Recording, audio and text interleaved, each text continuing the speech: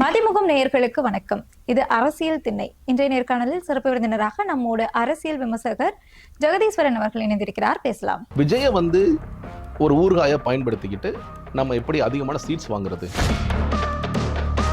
அனைவர் பண்ணையாரு, இன்னொருத்தர் சத்தியமூர்த்தி பண்ணையாரு இருக்கிற மாதிரி தான். இந்த ரெண்டு குரூப்புமே வேலை செய்யறதுக்கு ரெடியால ரெண்டு பேரும் படுத்துக்கிட்டு ஜெயிக்கணும்னு நினைக்கிறாங்க. விஜய நம்பி இந்த காங்கிரஸ் போனாங்கன்னா அவங்க நடுக்கடலுக்கு தான் போற மாதிரி ஆயிடும். விஜய் ஏன் கூட்டணி பிச்சை எடுத்துட்டே இருக்காரு நான் கேட்பேன். இப்போ விஜய் பதவி எடுத்துட்டாருப்பா, திருடங்கள்லாம் இன்னைக்கு எல்லாம் முடிச்சிருச்சு, அவ்வளவுதான், எல்லாரும் குளிச்சுட்டு வாங்கப்பா, நீ நம்ம வேலைக்கு போக போறோம். சேலஞ்ச் பண்றேன், ஒரே ஒரு பாயிண்ட் சொந்தமா நீ எழுது.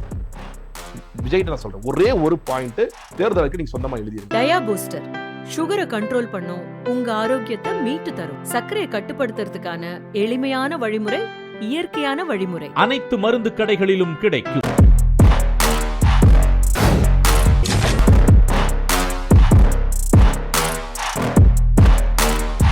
வணக்கம் சார். அரசியல் திண்ணை நிகழ்ச்சியில சந்தித்ததுல ரொம்ப மகிழ்ச்சி சார். நம்ம பார்த்துட்டு இருக்கோம், எல்லா கட்சியுமே இப்போ திமுகவை நோக்கி போயிட்டே இருக்கிறாங்க. ஆனா ஏற்கனவே திமுகவோட கூட்டணி இருக்கக்கூடிய காங்கிரஸ் திமுக விட்டு தாவிகாவுக்கு தாவறதுக்கான ஏதாவது திட்டம் இருக்குதா? இல்லங்க, தாவறதுக்கான திட்டம்லாம் இல்ல. விஜய ஒரு ஊறுகாயை பயன்படுத்திக்கிட்டு நம்ம எப்படி அதிகமான சீட்ஸ் வாங்குறது அப்படின்னு அவங்க ரொம்ப கடுமையா முயற்சி பண்றாங்க. இப்போ நீங்க நல்ல உதாரணம் தினகரன் என்ன பண்ணாரு? என்டிஏல சேர்ப்பியான்னு கேட்டாரு. இல்ல சேர்க்க மாட்டோம்னு சொல்லி எடப்பாடி சொன்னாரு. அப்படியா? விஜய் யார் தெரியுமா? விஜய் என்ன பண்ணார் தெரியுமா? விஜய் பெரிய சூரப்புலி தெரியுமா அப்படின்னு சொல்லிட்டு விஜய் அவ்வளவுதான் அங்க பெரிய மாசுங்கன்னு சொல்லிட்டே இருந்தாரு. சொல்லி என்ன பண்ணாரு? அப்புறம் அமைச்சர்கிட்ட பேசி நான் விஜய்கிட்ட போயிடுவேன் காமிச்சு என்டிஏல போய் செட்டில் ஆனார். இப்ப அதே மாதிரி காங்கிரஸ் என்ன பண்றாங்க? நாங்க வெளியெல்லாம் போக மாட்டோம், பட் ஆனா விஜய் கார்டை தூக்கி போட்டு எங்களுக்கு போனாடி 25 தான் கொடுத்தீங்க, இந்த வாட்டி 41 சீட் வேணும், பிளஸ் ஒரு ஆட்சேபா வேணும் அப்படின்னு ஒரு நெகோசியேஷனுக்கு விஜயை சரியா பயன்படுத்துறாங்க. அவ்வளவுதான். அப்ப திமுக உடனே இறங்கி கொடுத்துருவாங்களா அப்படின்னு ஒரு கேள்வி இருக்கு. நீங்க திமுக இந்த பக்கம் என்ன பண்றாங்க? தேமுதிக உள்ள வந்தாச்சு, ஓபிஎஸ் உள்ள வந்தாச்சு. இதை பாருங்க, நான் நீ போனா கூட போயிட்டு வா, உங்க சீட் எல்லாமே இவங்க மூலமா நமக்கு வந்துரும். இன்னும் சொல்ல போனா உங்களோட 25 எடுத்து நான் இங்க பிரிச்சு கொடுத்தேன், தாராளமா சந்தோஷமா எல்லா கூட்டணி கட்சி, என் கட்சிக்காரன்ட்டு ஒரு 5-6 சீட்டு கொடுத்துடலாம், விசிக கொஞ்சம் கொடுக்கலாம், மதிமுக கொடுக்கலாம், கம்யூனிஸ்ட் கொடுக்கலாம், ஓபிஎஸ்க்கு கொடுக்கலாம், தேமுதிக கொடுக்கலாம், மக்கள் நீதி மையம் கொடுக்கலாம், இவங்க சந்தோஷமா இருப்பாங்க. நீங்களும் ஹாப்பி, நாங்க ஹாப்பி அப்படின்னு போறப்போ நீங்க ஏன்னா காங்கிரஸ் ஒரு போறாங்க, தாவேக்கோட போறாங்கன்னு ஒரு ஹைபோதெட்டிக்கல் சிச்சுவேஷன் நடக்காது, போறாங்கன்னு வச்சுக்கோங்களேன். என்ன நடந்துரும்? காங்கிரஸும் தாவேக்கும் இணைந்து எத்தனை சீட்டு ஜெயிப்பாங்க? எனக்கு தெரிஞ்ச கன்னியாகுமரியில ஒரு சீட் 2 சீட் ஜெயிக்கலாம், ஒரு சீட் 2 சீட் காங்கிரஸ் தான் ஜெயிப்பாங்க, தாவேக்கு ஜெயிக்குமான்னு தெரியாது. இதுதான் நடக்குமே தவிர ஓட்டு சதவீதமா இப்ப விஜய் தனிச்சு போனா ஒரு 8ல இருந்து 10 வாங்குறாருன்னா 2 பேரும் சேர்ந்து ஒரு 14-15 வாங்கலாம். இதை வச்சுட்டு என்ன பண்ணுவாங்க? நீங்க ஓகே, இதை வச்சு நாங்க நாடாளுமன்ற தேர்தலுக்கு இது யூஸ் பண்ணுவோம். நீங்க அதுக்கு விஜய் வேலை செய்யணும்ல. இப்போ நமக்கு தெரிஞ்சு இப்போ எனி டைம் இப்போ தலைமை தேர்தல் அதிகாரி பேசுறாங்க, ஆணையர் வர்றாரு, ஞானேஷ்குமார் பேசுறாரு, எல்லாத்தையும் செக் பண்ணிட்டு இருக்காரு, நம்ம பார்த்துட்டு இருக்கோம். விஜய் இப்ப என்ன பண்றாரு தெரியுமா? 2 வாரம் கழிச்சு தஞ்சாவூர்ல ஒரு கூட்டம் போடலாம், அதுக்கு பர்மிஷன் வாங்குங்கிறாரு. நீ எந்த உலகத்துலப்பா வாழ்ற, நீ யாரையா அடிக்கிற வர கேட்கிறாரு. எல்லாரும் பிரச்சாரத்துல இறங்கிட்டாங்க, எல்லாரும் கேண்டிடேட்ஸ் மட்டும் தான் பேர் சொல்லலை தவிர ஊரா பிரச்சாரத்துக்கு போறாங்க. நீங்க சிஎம் இன்னைக்கு கோவை போறாரு, சேலம் போறாரு, கன்னியாகுமரி போறாரு, மாறி மாறி போயிட்டு இருக்காரு. எடப்பாடி பழனிசாமி 170-180 தொகுதிகள் 2வது கட்டமே போயிட்டு இருக்காரு. சீமான் திருச்சியில பெரிய மாநாடு நடத்தி 234 அறிவிச்சிட்டாரு, இப்ப வேலை போறா போடான்னு சொல்லி அனுப்பிச்சு விட்டாரு. விஜய் என்ன பண்றாரு? அப்பா 2 வாரம் ரெஸ்ட் எடுத்துக்கிறேன், 2 வாரம் கழிச்சு அண்ணே எலெக்ஷன், 2 வாரம் கழிச்சு அண்ணே எலெக்ஷன் வந்துருச்சு, தயவு செய்து எந்திரிக்கண்ணே அப்படின்னு எழுப்பும் போது கூட 2 வாரம் கழிச்சு திருச்சி தஞ்சாவூர்ல ஒரு மாநாடு, தஞ்சாவூர்ல மாநாடு பொதுக்கூட்டம் ஏதோ ஒன்று போடுறோம். சரி, அதுக்கப்புறம் அதற்கு பிறகு தென் மாவட்டத்துல எப்ப ஏப்ரல் இல்லையா எலெக்ஷனே முடிஞ்சிடும்.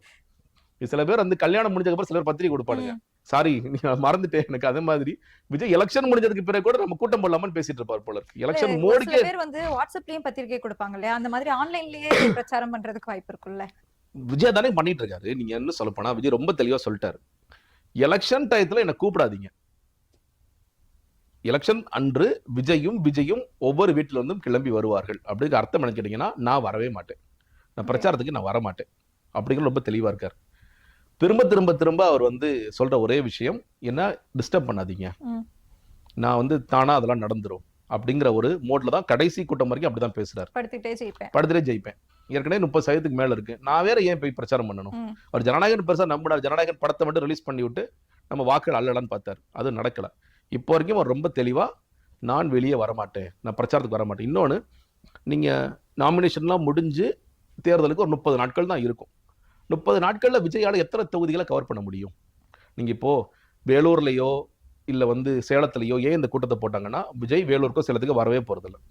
அப்ப அதனாலதான் வேக வேகமாக வந்து சேலம் பார்த்திபன் கேண்டிடேட்டுங்க தயவுசெய்து வாங்கன்னு சொல்லி நிப்பாட்டி ஒரு போட்டோவாவது போஸ்ட் கொடுக்கணும்னு சொல்லி பண்றாரு.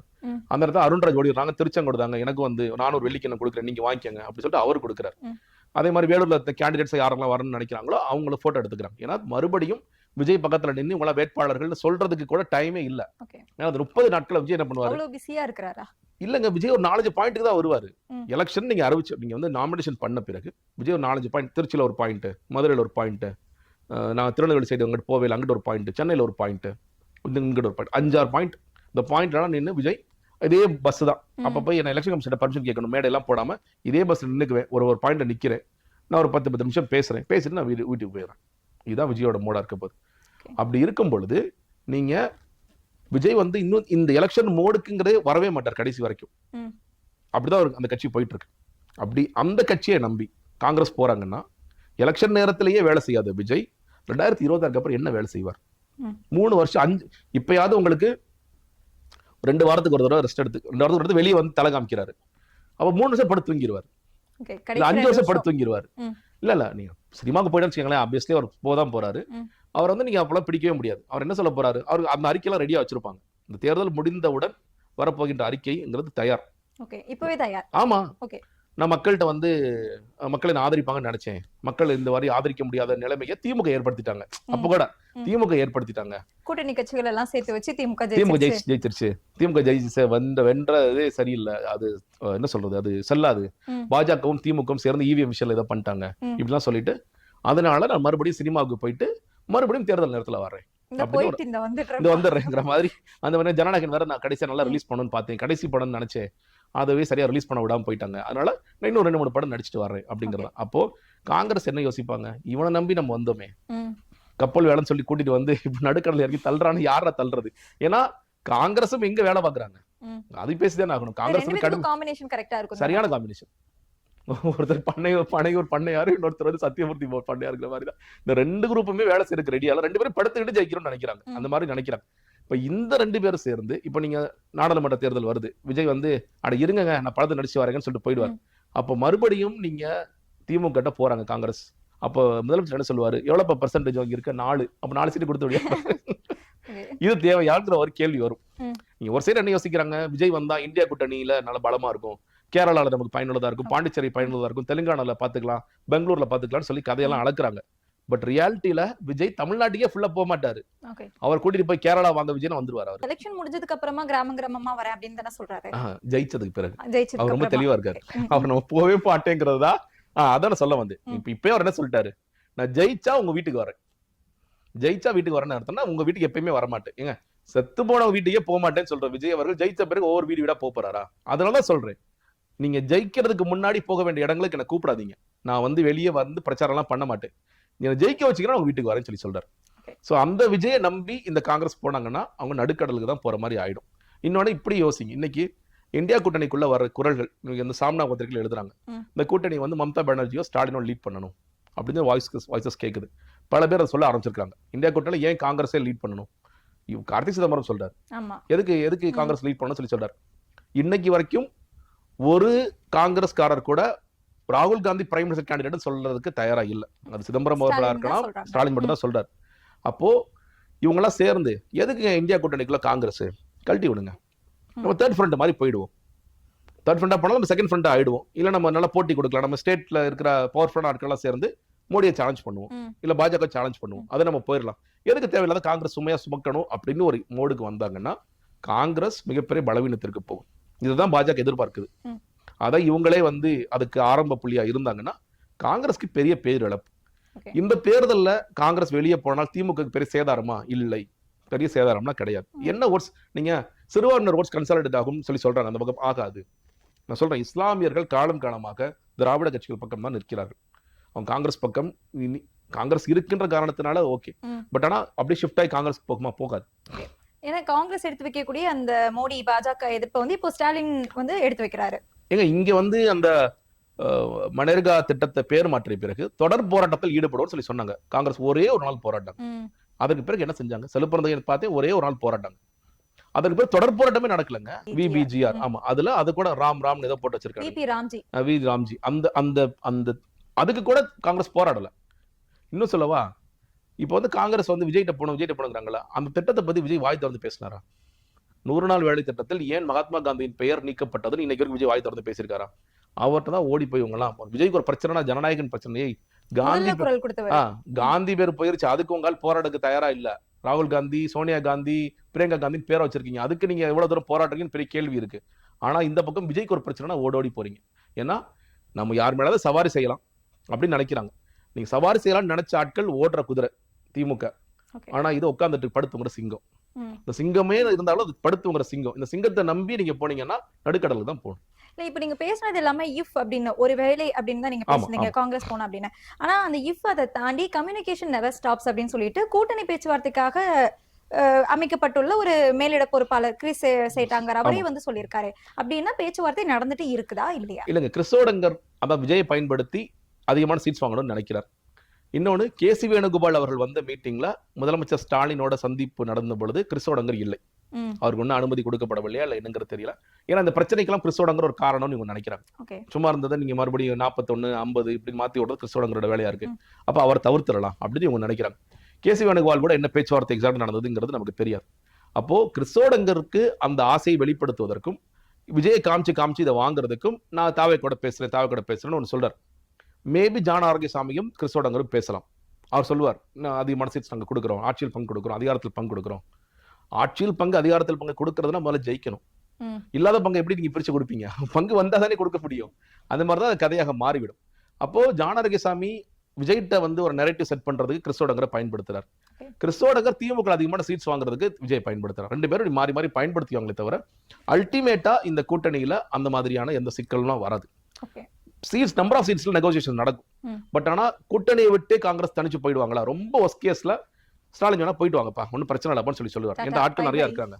ஷேரட் ரொம்ப ஆடிட்டு தான் இருக்கு. ரொம்ப நீ ஒரு ஆள் வெளியே தள்ளி விட்டா இந்த ஷேரட் நல்ல சுமூகமா போகும், எனக்கு ஒரு பிரச்சனை இல்லைன்னு. அப்போ காங்கிரஸ் அதனாலதான் இப்ப கரெக்டா ஒரு வேலை பார்த்துட்டாங்க.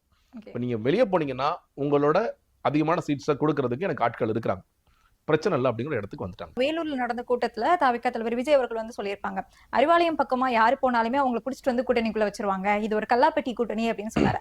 அதுதான் இப்ப திமுக செஞ்சுட்டு இருக்கோம், எல்லாரும் போயிட்டே இருக்கிறாங்களே. இல்லங்க, இப்ப இவரை நான் அப்படி ஒரு வார்த்தையை சொன்னீங்கன்னா விஜய் ஏன் கூட்டணி பிச்சை எடுத்துட்டே இருக்காரு நான் கேட்பேன். எங்க டே 1ல இந்த கட்சி ஆரம்பிச்ச உடனே நாம் தமிழரும் விஜயும் தான் சேர்ந்து ஆட்சி அமைக்க போறாங்க, 2026 கேம் சேஞ்சர்ஸ் ஆஃப் 2026 எலெக்ஷன் தமிழ்நாடுன்னு சொல்லி போட்டாங்க. நாம் தமிழர் கூட விஜய் பேசினார். விஜய் ஏன் சீமான் பேசினார், ஏன் பிச்சை எடுத்தாரு அப்படி கேட்கவா? அது அந்த களஞ்சியம் என்ன சொன்னார், 9 தடவை மீட் பண்ணாங்க. பட் ஒரு தடவை மீட் பண்ணது எனக்கு தெரியும். ஒரு தடவை மீட் பண்ணாரு. சீமான் அவர்களும் விஜய் அவர்களும் சந்தித்தது உண்மை. புசியானந்த பார்த்து இவனை வச்சுட்டா நீ வேலை பார்க்க போற அப்படி சொல்லி கேட்டது உண்மை. இதெல்லாமே நடந்துச்சு. அவனை அவர் இருந்துக்காரு விட்டுருக்கனே அப்படி சொல்லி சொன்னதெல்லாம் உண்மை. அது முடிஞ்சுதா? விக்ரவாண்டி மாநாட்டில் எதுக்காக வந்து சீமான் அவர் அட்டாக் பண்ணாரு? அட்டாக் பண்றது மூலியமாக அவர் அதிமுக வளர்ச்சார். அதிமுக பத்தி நான் பேச மாட்டேன், ஏப்ப நீ அவ்வளவு நல்லவனாப்பா? இல்ல அப்ப அதிமுக கூட்டணிக்கு வரணும், அதிமுக பத்தி பேசக்கூடாது, ஊழல்னு பேச ஆரம்பிச்சிட்டீங்களா? இன்னைக்கு ஊழல் சக்தியில சொல்ற விஜய் அன்னைக்கே வாய் மூடிட்டு இருந்தாரு அப்படின்னா அது ஒரு கூட்டணி கணக்கு. அப்ப மறுபடியும் அதிமுக போய் எனக்கு 60 கொடுக்குறியா 80 கொடுக்குறியா, இல்ல நம்ம ஒரு சீட் ஷேர் பண்ணிக்கலாமா, அதாவது 117 114 பிரிச்சுக்கலாமா, யாரும் முதலமைச்சர் வேட்பாளர் சொல்லலாமா வேண்டாமா? இது யார் பண்ணது? விஜய். என்டிஏக்குள்ள அதிமுக போயிட்டாங்க. அடுத்து என்ன வளர்ச்சிங்க? எங்களுக்கு வந்து காங்கிரஸ் வர போறாங்க. இல்ல அதுக்கு நடுவில் அம்பேத்கருடைய புத்தகம் வெளியிடும் போது விசிக வர போறாங்க. அண்ணனோட மனசெல்லாம் இங்கதான் இருக்கு. அப்ப அங்கே பிச்சை எடுத்தது யாரு? விஜய். அதுக்கு அடுத்தபடியாக ஆமா விசிக முடிஞ்சு போச்சு. அதுக்கப்புறம் காங்கிரஸ் கூப்பிட்டு நாங்க உங்க கூட வர்றோம். இது எல்லாவற்றிலுமே நீ பொதுவாக யார் பலவீனப்பட்ட ஆட்களாக தெரியலான்னு கேட்டீங்கன்னா விஜய் தான். ஏன்னா நான் வந்து பிரைமரி ஃபோர்ஸ். அப்ப பிரைமரி ஃபோர்ஸ் என்ன சொல்லும்? நான் ஜெயிச்சிருவேன்பா, வந்தாவா வராட்டிப்போ, இதுதான் பிரைமரி ஃபோர்ஸ் சொல்லும். நான் 234 ஜெயிப்பேன், அப்பதான் கான்ஃபிடென்ட்டா பேசணும். 50% நான் எடுப்பேன், எனக்கு யாருமே தேவையில்லை, வந்தீங்கன்னா நான் அவ்வளவுதான் அப்படி சொல்றதை விட்டுட்டு ஒரு பேக்ரவுண்ட்ல போயிட்டு பேக் டோர்ல போயிட்டு ஐயா வந்திருக்கனே, அண்ணன் நீங்க வாங்கினே, அண்ணன் நீங்க வாங்கினே, எதுக்கு நீங்க கேட்டுட்டே இருக்கீங்க? அப்ப ஒட்டுமொத்தமாக யாருமே பனையூர் பக்கம் திரும்பாத காரணத்தினால் அந்த விரக்தியில் என்ன பேசுறாரு, அந்த பக்கம் எல்லாமே போயிட்டு இருக்காங்களே. சொல்லப்போனா பிரேமலதா விஜயகாந்த் போயிருக்கலாம். பிரேமலதா விஜயகாந்த் என்ன நினைப்பாங்க? நான் தூக்கி வளர்த்து தம்பி இது தம்பிட்டு எல்லாம் போய் நான் நிப்பேன், நான் போக மாட்டேன், என்னோட வீட்டுக்காரர் இல்லாட்டி நீ யாரு? அவங்க தான் யோசிப்பாங்க. நீ எனக்கு வந்து நீ சீட்டு கொடுக்குறியா, அப்பெல்லாம் சீட் எனக்கு தேவையில்லை, நீ ஜெயிக்க போறியா, சரி சீட்டு கொடுக்குற, ஜெயிச்சிருவோமா நம்ம 2 பேர் சேர்ந்து, ஜெயிக்க மாட்டோம்ல. அப்போ அவங்க பிராக்டிக்கலா என்ன எடுத்துட்டாங்க. இப்ப இந்த காரணத்தினால விஜய் பக்கம் யாருமே போறதுக்கு தயாரில்லை. ஏங்க கட்சிக்கா முஸ்தபான்னு ஒருத்தர் பேசுறாருங்க, ஆமா. அது முஸ்தபாவே போக மாட்டேங்கிறாங்க, ஆதரவாளரா தான் பேசுறாரு. ஆதரவாளர் தான் பேசுறாரு. அவரு போய் ஒரு சீட்டு கொட்ட கொடுத்துருவாங்கல்ல. நான் தான் உங்களுக்கு கத்தி கத்தி பேச அவரே சொல்றாரு, நான் நிக்க மாட்டேனே, ஐயோ நான் போய் நிப்பேனான்னு கேட்கிறாரு அவர். Okay. அவங்க கட்சிக்காக இன்னும் 2 பேர் பசங்க பேசிட்டு இருக்காங்க, தமிழ்நாடு இளைஞர் கட்சி என்னவோ, ம். அவங்களும் போகல. விஜய நம்பி சின்ன கட்சி பெரிய கட்சி வந்து பண்டோட்டி ராமச்சந்திரன் மட்டும் அவர் ஆதரவு கொடுத்திருக்காரு. அத தாவிக்காவே வெளியிட்டு சொல்லல. அதே அவங்களே ஒரு இதா அவமானமா நினைக்கிறாங்க என்னன்னு தெரியல. அறிவிப்பு கூட வரல. அதான் சொல்றேன். அப்ப யாருமே இல்லாத காரணம் ஒரு பக்கம், இன்னொரு பக்கம் திமுகவுடைய கூட்டணி பலம்ங்கிறது பெருகிட்டே இருக்கு. அப்ப அதை விமர்சிச்சு தானே பேசி ஆகணும். அதனால அவர் பேசுறாரு, அவ்வளவுதான். இல்ல பனையூர் பங்களாவுக்கு யாருமே வரல அப்படிங்கறத தாண்டி வீட்டுக்கு வீடு விஜய் அப்படிங்கறத மறுபடியும் அவர் வந்து மென்ஷன் பண்ணிருக்காரு. நீங்க எனக்கு கூட நிகழ்ச்சி வரலன்னா என்ன, மக்கள் வந்து என் பக்கம் இருக்கிறாரு, விஜய் தான் மக்கள், மக்கள் தான் விஜய், விஜய்னா தமிழ்நாடு அப்படின்னு சொல்றாரு. இல்லங்க, அவரு இதெல்லாம் வந்து இந்த மோடி பயன்படுத்துற வார்த்தைகள் தான். எனக்கு என் மேல யாராவது பழி சொல்லிட்டா அது இந்தியா மேலேயே சொன்ன பழி மாதிரி, என்னை யாராவது இழந்து பேசிட்டா அது இந்தியாவிற்கான இழுக்கு மாதிரி அப்படின்னு சொல்லி ஒரு நெரேட்டிவ் செட் பண்ணுவாரு. இந்த அழுகாட்சி காட்சியெல்லாம் மோடி அவர்கள் பண்ணுவாரு. நிதிஷ்குமார் வந்து போன தேர்தலில் ரொம்ப தேர்ட் ஃபேஸ் ஆஃப் எலெக்ஷன்ஸ்ல அவர் அழுது காமிச்சாரு. இந்த மாதிரி ரொம்ப லாஸ்ட் ஃபேஸ்ல மக்கள்கிட்ட நம்ம அழுது நம்ம ஒன்று பண்ணா நமக்கு வாக்கு கிடைக்கும் அப்படின்னு விஜய் யாரோ சொல்லியிருக்காங்க காதுக்குள்ள போய், இது மாதிரி நீங்க இன்னைக்கு அழுதுருங்க.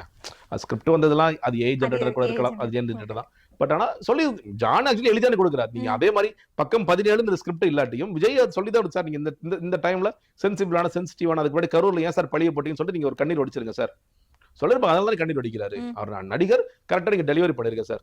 இதை ஏன் சொல்றாரு அவர் இந்த நேரத்துல இதை சொல்வதன் மூலியமாக நம்ம வந்து அதிகமான வாக்குகளை கவரலாம் சொல்லி சொல்றாரு. ஆனா விஜய்க்கு பிரச்சனை நினைச்சீங்கன்னா, நீங்க மறுபடியும் பேசுற கூட்டம் தாவேக கூட்டம், உங்களை பார்க்க வந்த கூட்டம். அந்த கூட்டத்திட்ட போய் யார் ஜெயிப்பான்னு கேட்டீங்கன்னா விஜய் தான் ஜெயிப்பான்னு சொல்லி சொல்லுவாங்க. அதுல ஒருத்தர் இருந்தாலும் சரி, 1 லட்சம் பேர் இருந்தாலும் சரி, விஜய் தான் ஜெயிப்பாங்க. இப்ப நீங்க மார்ச் 8ஆம் தேதி திமுக பெரிய மாநாடு போடுறாங்க, 10 லட்சம் பேரை திரட்டுறாங்க. 10 லட்சம் பேர்ல 10 லட்சம் பேரும் முதலமைச்சர் ஸ்டாலின் தான் சொல்லி சொல்லுவாங்க. திமுக தான் ஓட்டு போடுவோம். எடப்பாடி பழனிசாமி இந்த பரப்புரை கூட்டங்கள் போற 50,000 பேர் நிக்கிறாங்களா, 50,000 பேர் எடப்பாடி பழனிசாமி தான் ஓட்டு சொல்லி சொல்லுவாங்க.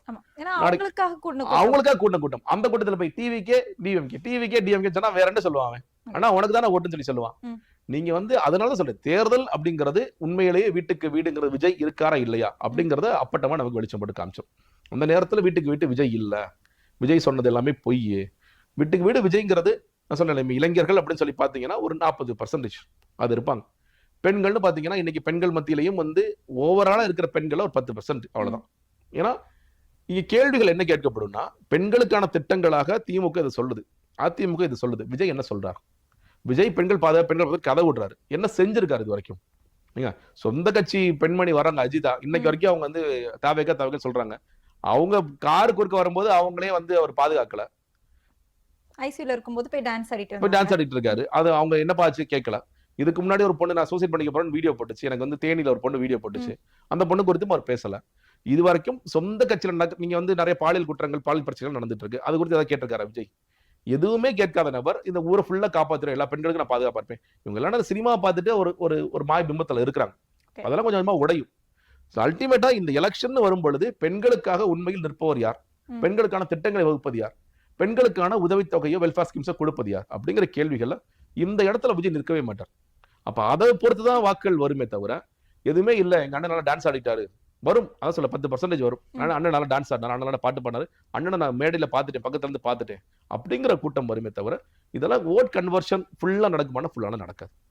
விஜய் வந்து என்ன செய்வாரு, நீங்க இப்ப கூட கேட்டீங்க என்ன செஞ்சிருக்காரு பெண்களுக்காக அப்படின்னு சொல்லிட்டு, ஆட்சிக்கு வந்தா தானே செய்ய முடியும், நாங்க வந்துட்டோம்னா இதெல்லாம் செய்ய போறோம் அப்படின்னு சொல்லிட்டு ஒரு பட்டியல் வாக்குறுதியுமே கொடுத்திருந்தாரு வேலூர் அந்த சந்திப்பு கூட்டத்துல. எப்படி பாக்குறீங்க அந்த வாக்குறுதி? இல்லங்க, இப்போ நீங்க இந்த ஆட்சியில பெண்களுக்கு பாதுகாப்பு இல்லைன்னு சொல்லி சொல்றாரு. நான் சொல்றேன், எதன் அடிப்படையில் சொல்றீங்க? நம்பர்ஸ் ஏதாவது இருக்கா? நீங்க நம்பர்ஸ் எடுத்து இப்போ அஜித்குமாருக்காக போராடினார் இல்லையா, காவல்துறை மரணம் நான் கடந்த 4 வருஷத்துல மட்டும் இல்ல, 4 வருஷம் மட்டும் தான் எடுத்துக்கிட்டார், அதிமுக விட்டுட்டார், அதையும் சாய்ஸ்ல விட்டார். அதே மாதிரி கூட நான் எடுத்துக்கிறேன், நீங்க வந்து திமுக இத்தனை பாலியல் பிரச்சனைகள் நடந்திருக்கிறது, இதற்கு தீர்வாக விஜய் வைக்கின்ற இதெல்லாம் நான் முன்வைக்கிறேன். எல்லா இடத்துலயும் சிசிடிவி கேமராஸ் கொண்டு வாங்க, ரொம்ப ஸ்பெசிஃபிக்கா நீங்க வந்து விமன் போலீஸ்ல அதிகமாக்குங்க, இந்த மாதிரி பேசினாருன்னா ஓகே, விஜய் வந்து பாயிண்ட் இருக்குன்னு சொல்லி பேசலாம். இது எதுவுமே பேசாம பொதுவாக பெண்களுக்கு பாதுகாப்பு இல்ல, சட்டம் ஒழுங்கு பிரச்சனை இருக்கு அப்படின்னு சொல்லி சொன்னீங்கன்னா அது பெண்களை யோசிப்பாங்களே, எங்க பிரச்சனை நமக்கு? அங்கொன்றும் இங்கொன்றும் நடக்குது இல்ல அங்கொன்றும் நடக்குதான். ஏங்க எல்லா ஆட்சி காலத்தையும் நடக்குங்க. நீங்க வந்து பெண்களுக்கான பிரச்சனைகள், சட்டம் ஒழுங்கு பிரச்சனைகள் நடக்கும். அதை எஃபெக்டிவா போலீசிங் பண்றாங்களா இல்லையா, நீங்க உளவுத்துறை சரியா செயல்படுறாங்களா இல்லையா, அந்த குறைபாடுகள் இருக்கும். அந்த குறைபாடு பண்ணி எல்லாரும் சேர்ந்து விமர்சிப்போம். இப்ப வந்து இந்த கள்ளக்குறிச்சியில வந்து அந்த பள்ளி தாக்கப்பட்டுச்சு, நான் விமர்சிக்கிறேன். நீங்க அதை வந்து முன்கூட்டியே உளவுத்துறை, ஏன்னா ஊர்ல இருக்கிற எல்லாரும் 10 மணிக்கு இங்க போராட்டம் நடக்கும்போது வாட்ஸ்அப்ல பாத்துட்டு இருக்கான். போலீஸ்க்கு தெரியாதா?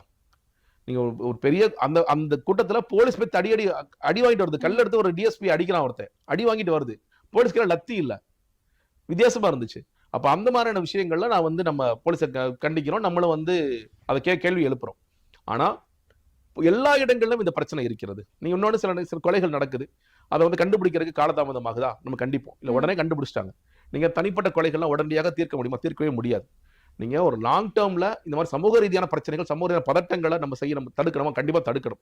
ஒரு ஆணவ படுகொலை நடக்கிற மாதிரி இருக்கு, அதை முன்கூட்டியே வந்து கம்ப்ளைண்ட் கொடுத்தாங்க, அந்த கம்ப்ளைண்ட் நாங்க எஃபெக்டிவா எடுத்துக்கிட்டோம். இல்ல பட்டியல மக்களுக்கு ஒரு பிரச்சனை, அதை நீங்க கேள்வி எழுப்பலாம். தனிப்பட்ட குற்றங்கள் நடந்து கொண்டே தான் இருக்கும். அதை எஃபெக்டிவா போலீசிங் பண்ணி அவங்களை கண்டுபிடிச்சோமா, அவங்களை சிறையில் அடைச்சோமா, சார்ஜ் ஷீட் போட்டோமா அப்படிங்கறத நோக்கி தான் நம்ம போகணும். விஜய் சொல்றது என்ன கேட்டீங்கன்னா, இப்போ ஒண்ணும் இல்ல, அன்னைக்கு மருத்துவமனையில ஒரு குழந்தை, திருச்சி நினைக்கிறேன் இல்லையா, திருச்சியில குழந்தை ஒண்ணு கடத்திட்டாங்க. கடத்தின ஒண்ணு ட்வீட்டை போட்டாப்ல. அதே நாள் வந்து இவரோட கூட்டத்துல வந்து சூரஜ்ங்கிறவர் இறந்து போறாரு. விஜய் வாய்வே திறக்காது விஜய்.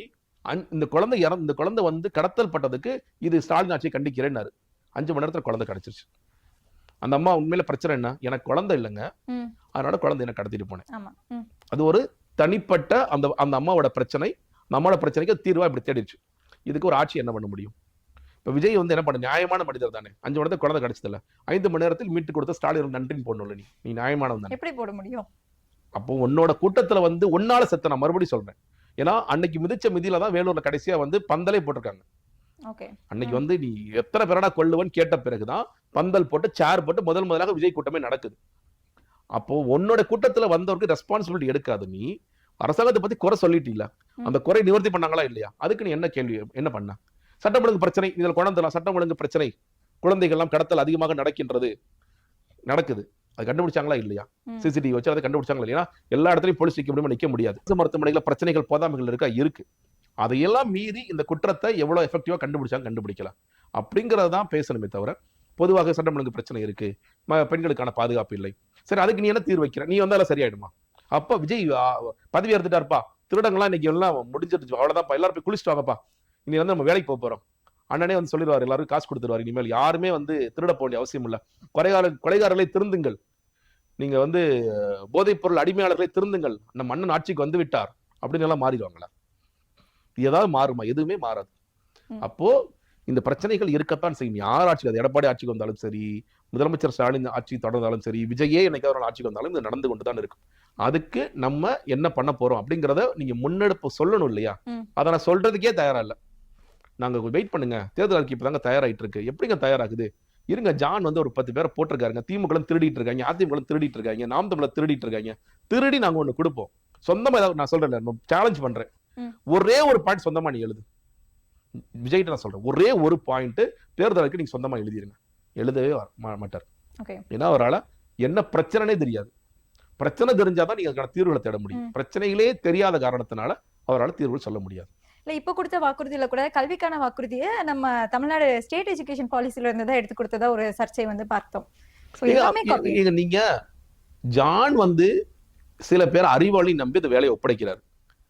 அவன் என்ன பண்றான், சாட் ஜிபிடி போய் கேட்கறான், சாட் ஜிபிடி வேலூர் பத்தி 4 பாயிண்ட் சொல்லு. இல்ல, அப்படி கேட்டிருந்தா கூட நல்லா சொல்லியிருக்கோம். அவன் ரொம்ப யோசிக்கிறான், ஏதோ யார்ட்டையும் சும்மா லோக்கல் இருக்கிற மட்டும் ஏதோ கேட்டவன் எழுதி வைக்கிறான். அதனால அவன் அதை வந்து எப்ப எங்கேயாவது நீங்க அதை கிராஸ் செக் பண்ணீங்களா? அதுவும் கிடையாது. விஜய் கொண்டு அப்படியே எடுத்து கொடுக்குறாங்க. விஜய் அதை முடிஞ்செல்லாம் மனப்பாடம் பண்றப்ப, முடியாத நான் பார்த்து படிச்சிடறேன்ப்பா அப்படின்னு அவர் போயிடுறாரு. அப்ப அப்படிதான் இருக்கும். நீங்க ஒரு கட்சி தலைவன் என்ன கேட்கணும்? இப்ப வேலூர் போறோமா, என்னவா பிரச்சனை நமக்கு, இங்க என்னென்ன இஷ்யூஸ்லாம் இருக்கு, இங்க வந்து இந்த இஷ்யூஸ் என்னென்ன இஷ்யூஸ் பேசணும், இதோட கண்டினியூட்டி. ஓகே, ஒரு இடத்துல ஒண்ணு பேசுறீங்க, அந்த பேசுறது இந்த இடத்துல தொடர்ச்சியாக நம்ம கண்டினியூட்டியா பேசணுமா? அது இல்ல. கரண்ட் இஷ்யூஸை பேசணுமா? அதுவும் கிடையாது. பிப்ரவரி டிசம்பர்ல நடந்த பிரச்சனைக்கு இப்ப நான் பேசுறேன், எப்ப தீர்வு கொடுப்பீங்க? அடுத்த வருஷம் தீர்வு கொடுப்பீங்களா? அப்போ ஒண்ணுமே விஜய்க்கு வந்து அரசியல் கத்துக்கணுங்கிற ஆர்வமே இல்ல. நீங்க அரசியல் எப்ப தெரியுமா கத்துக்கலாம்? விஜய் உண்மையிலே அரசியல் கத்துக்கணும், டெய்லி பேப்பர் படிக்கணும், டெய்லி டிவி பார்க்கணும். டிவினா வந்து அவர் பாக்குற டிவியில நியூஸ் சேனல்ஸ் பார்க்கணும். அது வந்து இதா இருக்கு, பயஸ்டா இருக்கு, நான் பேஸ்டா இருக்கு, அதெல்லாம் வேற பிரச்சனை. என்ன சொல்றாங்க, என்ன செய்தி நடக்குது, நாட்டுல என்ன பிரச்சனை நடக்குது, என்ன சேனல்னாலும் பாருங்க, கலைஞர் செய்திகள் பாருங்க, நியூஸ் ஜே பாருங்க, நியூஸ் 18 பாருங்க, எது வேணாலும் பாருங்க. ஆனா பாருங்க, நான் ட்விட்டர்ல வந்து ஜான் எனக்கு அமைச்சிருக்கா சார் வீடியோ, என் தளபதி என்ன பண்ணார் தெரியுமா, இப்படியே நீங்க பாத்துட்டு இருந்தீங்கன்னா எப்படி வாழ்க்கையில உருப்படுவீங்க? நீங்க அரசியலாக நீங்க லாய்க்கே இல்லாத நபர் தான் விஜய். ஃபைனலா அவர் பேசும்போது சொல்லியிருந்தாரு, இதுக்கு முன்னாடி 50 இயர்ஸ்க்கு முன்னாடி 77ல ஏற்பட்ட மாதிரி ஒரு பொலிட்டிக்கல் டைனமிக் சேஞ்ச் எலெக்ஷன் தான், ஒரு அதிசய எலெக்ஷன் தான் இந்த 2026 எலெக்ஷன் அப்படின்னு சொல்றாரு. விஜய் ஒருத்தர் வந்ததுனால இந்த எலெக்ஷன் வந்து அப்படி ஒரு டைனமிக் சேஞ்ச் ஆகுற அளவுக்கான ஒரு எலெக்ஷனை பார்க்க முடியுமா? இல்லங்க, அதெல்லாம் ஒரு நெரேட்டிவ் செட் பண்றதுக்கான வேலைகள் பாக்குறாங்க. ரஜினி அவர்கள் என்ன வார்த்தை யூஸ் பண்ணார்? அற்புதம், அதிசயமா? அவர் சொன்னார் மாத்துவோம், எல்லாத்தையும் மாத்துவோம், இப்ப இல்லைன்னா எப்போ அப்படின்னு சொல்லி சொன்னார். டிசம்பர் 3ஆம் தேதியில இருந்து டிசம்பர் 27ஆம் தேதிக்குள்ள நான் மருத்துவமனையில் அனுமதிக்கப்பட்ட காரணத்தால என்னை மன்னித்து விடுங்க எழுதினார். கிட்டத்தட்ட விஜய் கதையும் அதுதான். நான் வந்து என்னவோ நெரேட்டிவ் செட் பண்ணி பாக்குறாரு. டிஎம்கே அகேன்ஸ்ட் டிவிகேன்னு சொன்னாலே இந்த வாக்குகள் எல்லாம் அப்படியே மாறிடும். நம்ம டிவிகே வந்து எல்லாரும் மக்கள்லாம் ஓடி வந்து டிஎம்கே எதிர்த்து நாங்க வாக்களிச்சிருவோம், அப்பெல்லாம் வாக்களிக்க மாட்டாங்க. இந்த களத்துல என்ன பேசுபவர்களாக இருக்கின்றது, அதிமுகங்கிற கட்சிக்கு எதிர்த்து நான் ஏன் திமுக வாக்களிக்கிறேன், திமுகங்கிற கட்சியை எதிர்க்கக்கூடிய இடத்தில் அதிமுக இருக்கா, தாவேக இருக்கா அப்படிங்கறதெல்லாம் பார்த்துட்டு தான் வாக்களிப்பாங்க. நீங்க நெரேட்டிவா செட் பண்ணி நீங்க நிறைய முயற்சி பண்ணலாம். ஜான் எழுதி கொடுக்கறதெல்லாம் படிச்சு அதெல்லாம் பண்ணலாம். விஜய்க்கு ரியாலிட்டி புரியும். எப்போ புரியும் கேட்டீங்கன்னா, தேர்தல் முடிந்து ரிசல்ட் வரும் பொழுது, இப்ப இவங்க ஒரு கனவுலகத்துல வாழ்ந்துட்டு இருக்காங்க. 2026 அண்ணன் தளபதியார் ஆட்சியில் அப்படின்னு சொல்லி இவங்க இன்னைக்கெல்லாம் கதையெல்லாம் பேசலாம். அன்னைக்கு இவங்க எல்லாம் எந்த பொந்துக்குள்ள ஒளிஞ்சிட்டு இருக்காங்கன்னு பார்ப்போம். அன்புமணி மாதிரி ஞான உதயம் வரும், நிச்சயமா வரும், கண்டிப்பா வரும். அது ஜான் ஆரோக்கியசாமி வந்து எப்படி அன்புமணிக்கு ஒரு ஞான உதயம் கொடுத்தாரோ அதே மாதிரி விஜய்க்கும் கொடுப்பாரு. அன்னைக்கு விஜய் என்ன நடவடிக்கை எடுக்கிறாரு, ஜான் ஆரோக்கியசாமி அன்னைக்காவது கட்டி வைக்கிறாரா அப்படிங்கறத பார்ப்போம் நம்ம. நன்றி சார், நிறைய தகவல்களை பகிர்ந்தீங்க. நன்றி.